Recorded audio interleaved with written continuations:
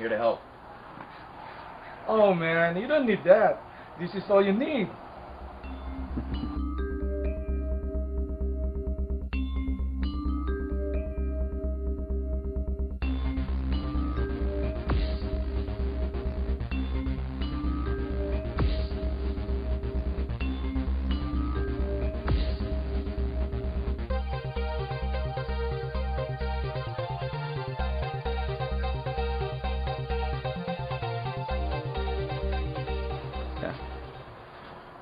First step is to attach the legs.